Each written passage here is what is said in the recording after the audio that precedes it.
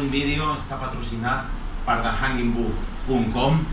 on, si entren en aquesta pàgina web, poden descobrir un nou tipus de llibre, que és un hanging book, o el llibre que es penja. Aquest tipus de llibre que serveixen amb un marc, estoig, marc, i alhora amb uns forats darrere, que permet els llibres il·lustrats, i òbviament també amb el seu text, introduir-los en aquest marc estoig, de tal manera que després es poden penjar, ja siguin fotografies o il·lustracions verticals, com també, a veure si trobem alguna, fotografies horitzontals. En aquest cas buscarem el forat aquest i despengem, quan ens hem cansat de veure el llibre, per exemple, sobre Viena, i penjaríem un altre llibre sobre el modernisme català. I en aquest edifici es va desenvolupar un dels fets que va narrar George Orwell en el seu llibre Homenatge a Catalunya, que va tenir lloc als Fets de Maig. Fets de Maig és cap al 1938, al maig, i va ser quan el govern central espanyol, del bàndol republicà, va enviar aquí a Barcelona els guàrdies de asalto, que eren com uns guàrdies civils de la República, que van arribar aquí i ja hi havia ordres per part del govern espanyol de desactivar el poder que tenia la CNT i el POUM, el Partit Obrer Unificat Marxista, liderat per Andreu Nin, que havien portat a terme col·lectivitzacions d'empreses importants, com la Telefònica o gairebé totes les empreses importants de Catalunya, i realment tenien el control efectiu sobre el teixit productiu i fins i tot l'exèrcit, amb les seves milícies antifeixistes, doncs tenien un gran protagonista, un gran protagonisme en la línia del front, i com el govern espanyol a la República, l'únic govern que li ajudava amb avions, amb altre material bèl·lic, era la Rússia de Stalin, òbviament del Partit Comunista, doncs a través del Partit Comunista d'Espanya i del PASUC aquí a Catalunya, doncs van dir, això s'ha d'acabar, vosaltres us heu de fer amb el poder. Per tant, va ser com un doble cop d'estat, perquè el Partit Comunista va voler escombrar el poder que tenia CNT i POUM, i alhora el govern central va voler desactivar les competències que tenia la Generalitat, que per aquella època fins i tot estava desenvolupant una indústria de guerra liderada pel que era el conseller Tarradellas, que després seria el president de l'exili i el primer president de la Generalitat restaurada, cap al 81. Però abans que això passés, que desactivessin a la CNT i al POUM, els milicians d'aquestes organitzacions sindicals van intentar defendre els seus. I just darrere nostre, que ara ho veurem, hi havia una sèrie d'edificis que els havia agafat el POUM, sobretot, i els guàrdies d'assalto s'havien aquartelat en el Cafè Moca, que ara estan restaurant, de tal manera que just al costat hi havia l'edifici on estava el POUM i tenien la intenció d'entrar i arrestar els militants del POUM, com de fet van acabar fent, perquè Andreu Nin va desaparèixer, de ben segur el van executar els guàrdies d'assalto o alguns comissaris del Partit Comunista. Però durant 3 dies, en el terrat d'aquest edifici, va estar George Orwell, que es va veure enmig d'aquesta guerra interna dins del bàndol republicà. Era del Partit Independent Laboralista del Regne Unit, i quan es va apuntar a les brigades internacionals va dir, bueno, a veure on m'apunto, no? I pel que li van dir, el més proper al seu ideari de socialisme independent i no dictatorial, com era l'estalinisme i els partits comunistes, ni tampoc socialdemòcrata, doncs va ser el POUM, i es va apuntar com a membre del POUM, i per això li van dir, vine a aquest terrat perquè juntament amb els teus camarades, amb el fusell, has d'estar a la guait de que no surtin els guàrdies d'assalto del Cafè Moca per entrar a la seu del POUM, i per tant estic ara aquí vigilant. I això és el que descriu el seu llibre, que és com un assaig, tota una narració del front d'Aragó i de les penúries i del fred que passaven, però alhora descriu aquestes guerres internes de com a poc el totalitarisme es anava infiltrant i va acabar, de fet, matant l'esperit revolucionari que va caracteritzar al principi de la Guerra Civil al bàndol republicà. Bé, aquest estil premodernista es pot apreciar en què no apareix el cop de fuet, no apareix... Són formes més de línia recta, amb motius decoratius, però no tan eixelebrats i tan lliures com just uns 10 anys posteriors es va començar a veure a Barcelona. I bé, tota aquesta banda és on van haver-hi aquests tirotejos i també una mica més a dalt, al principi del portal de l'Àngel, a la seu de Telefònica. Aquí veiem aquest altre edifici, neobarroc, aquests estils que intenten passar bou per bèstia grossa, amb una tribuna central que ajunta la planta principal i la segona. Després, a la quarta planta, un balcó seguit amb ondulació, mentre que a l'altra banda, aquí podem veure en aquest hotel aquesta arquitectura que torna a posar de moda en ple franquisme, el primer franquisme cap als anys 40-50, elements renaixentistes com a les finestres de la primera planta, aquests frontons corbat o triangular, també al llarg de tota la vertical, aquestes pilastres mostrant els carreus i altres elements clàssics com els balcons de la primera planta, forma de balaustrada, o fins i tot just a baix, en aquesta cornisa que suporta la primera planta, el dentell, que són com aquests petits cubs, que també és un motiu clàssic per antonomàsia. Mentre que al costat, el que va ser la seu de la Companyia General de Tabacos de Filipines, una obra inicialment de 1880, això recurrent a gairebé tots els edificis de la Rambla, mitjans, tercer terç del segle XIX i després reformes ja ha entrat al segle XX. Josep Oriol Mestres i després Josep Maria Sagnier, el fill d'Enric Sagnier, amb aquest llenguatge classicista, com si fos un palau renaixentista, primera planta, amb aquest adovellament i arcs de mig punt, el central més aixecat, per remarcar que és el centre de l'edifici, l'entrada principal, i després a la primera planta també veiem aquests balcons de pedra, al centre aquestes escultures de Francesc Pagès i Serratosa, representant la indústria i el comerç. Aquests llums, aquests fanals empotrats de la planta baixa, amb aquesta forma tan agressiva, tan punxeguda, també és un element d'aquests anys 20, en què a poc es anava imposant una arquitectura freda i agressiva, ben sòbria, que pels bancs, com per exemple el Banc d'Espanya, aquí a tocar el portal de l'Àngel, doncs va ser força comuna a les primeres dècades del franquisme. I també interessant, una pel·lícula de fa com uns 15 anys que narra la vida d'un dels grans poetes contemporanis o de les últimes dècades, Gil de Viedma, que era com el successor d'aquesta família, inicialment els López,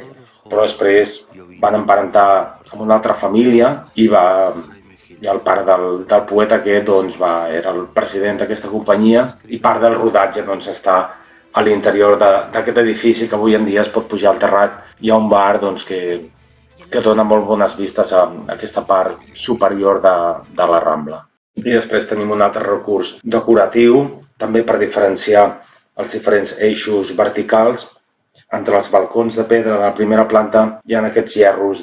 plens de flors i de fruita que culminen la pilastra inferior que ajunta la planta baixa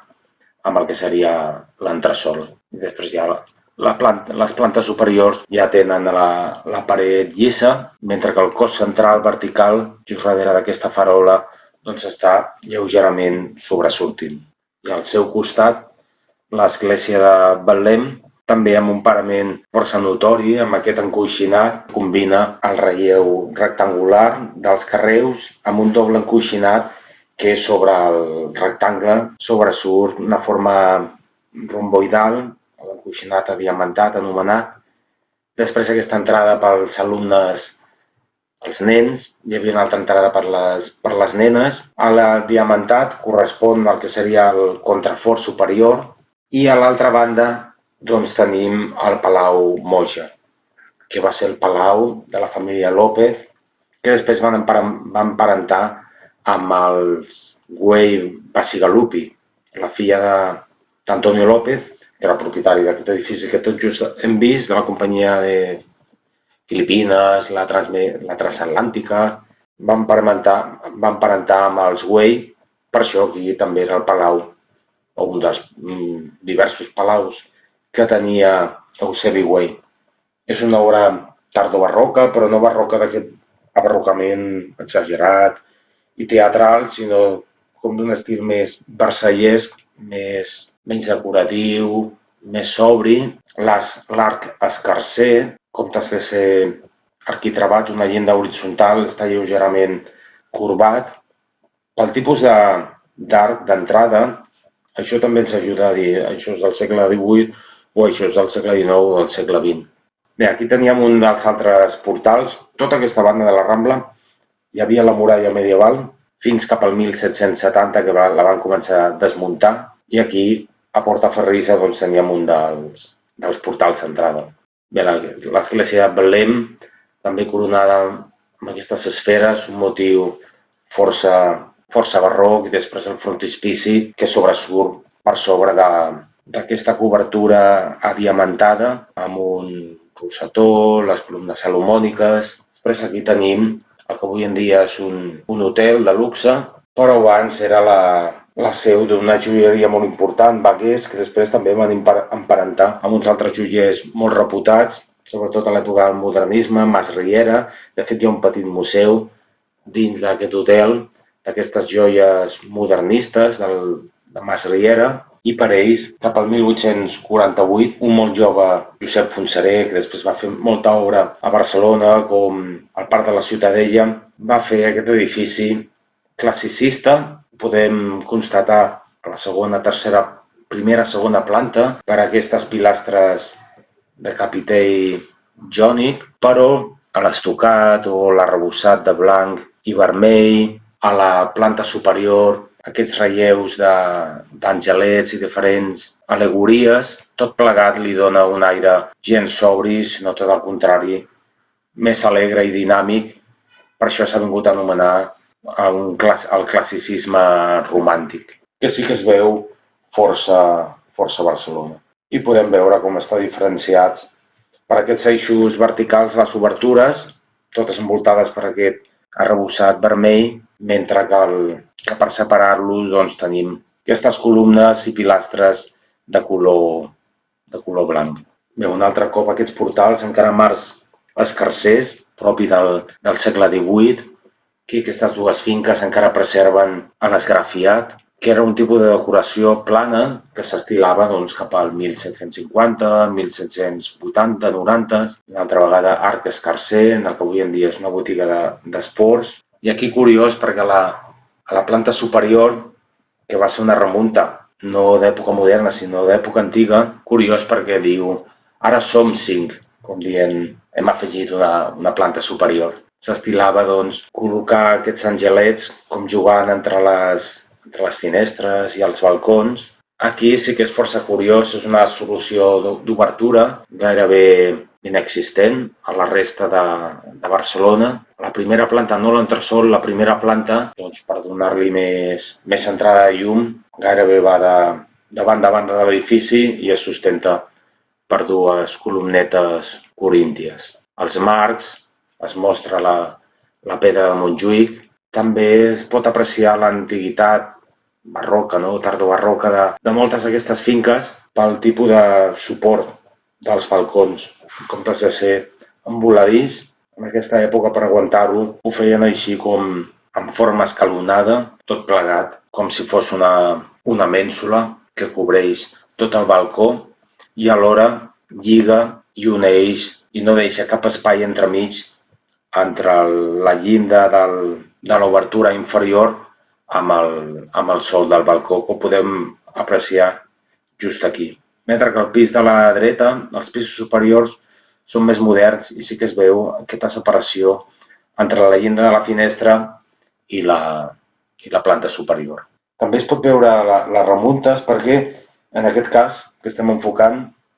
la tercera planta o la quarta, hi ha una cornisa ben contundent i quan van afegir la planta superior van deixar la cornisa, amb la qual cosa ara ho veiem i diem per què van fer aquesta cornisa entremitja. No és que fos un recurs decoratiu, simplement és perquè van afegir una planta superior i ja van deixar la cornisa inferior. I aquí ja estem enfocant el Palau de la Virreina, amb aquest també tardo-barroc, cap al 1778, amb aquest remat tan passat, amb aquests gerros de pedra de Montjuïc, tot sempre pedra de Montjuïc, amb aquest espai, tot l'edifici està en un pla més enrere que la resta dels edificis per donar-li més vistositat i més comoditat als propietaris, que va ser la virreina, que era la dona de Manuel Amat, que va ser virrei de Perú. Per això als balcons de ferro podem veure una M i una A, Manuel Amat. Això seria com una barreja del barroc més exagerat i més teatral, més corbat del italià, amb la sobrietat pètria i més superfícies planes del barroc francès. El cos central acostuma a estar lleugerament sobresortint i els laterals, com podem veure aquí també, de tal manera que les façanes estan disposades com en dos plans diferenciats. Les plantes baixes acostumaven a estar amb aquest encoixinat i també a les entrades flanquejats per semicolumnes. Per aquí és per on entrava el carruatge, encara es preserva el paviment original, les voltes d'aresta, i aquí per l'escala una solució força original, amb aquest exercici també de virtuosisme, aquesta dovella central, que el lògic seria que s'hagués suportat per una columna, però la mateixa compressió dels dos arcs laterals, un rampant i el del costat, ja consoliden prou el suport d'aquesta escala o de la volta de l'escala, i tot plegat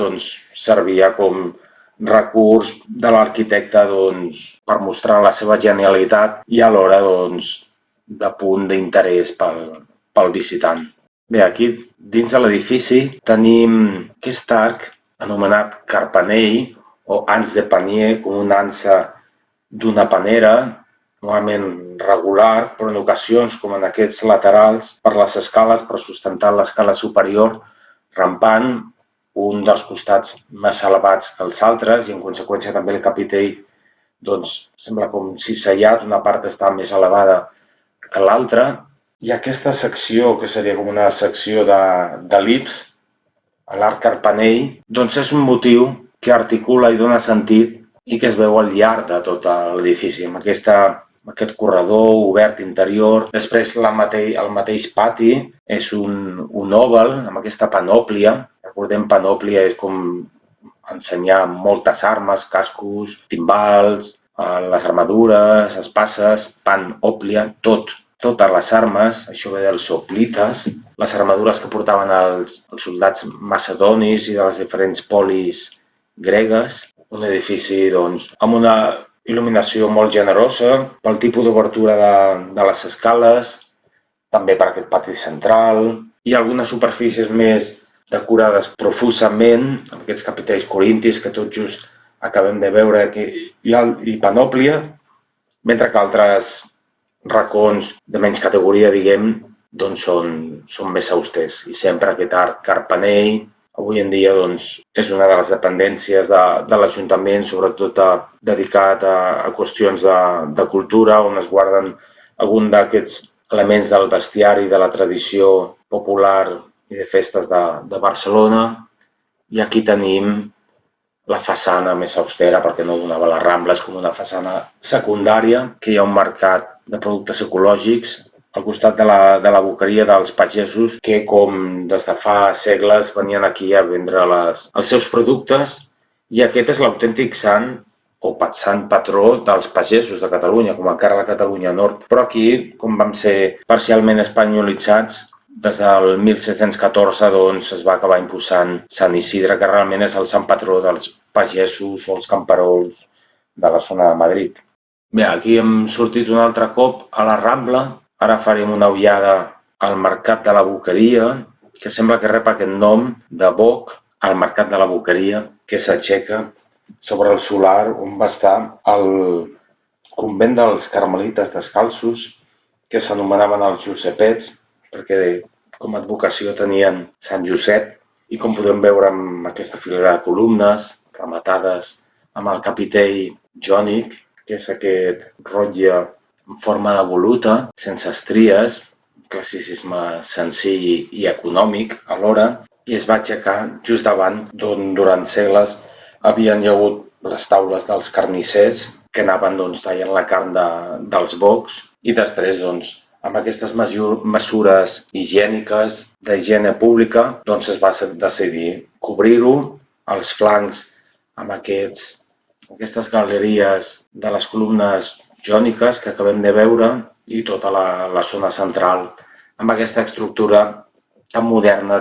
de ferro. Mentre que el portal se li va encarregar Antoni Falguera, que en una època tardomodernista, que començava a treure al cap el noucentisme,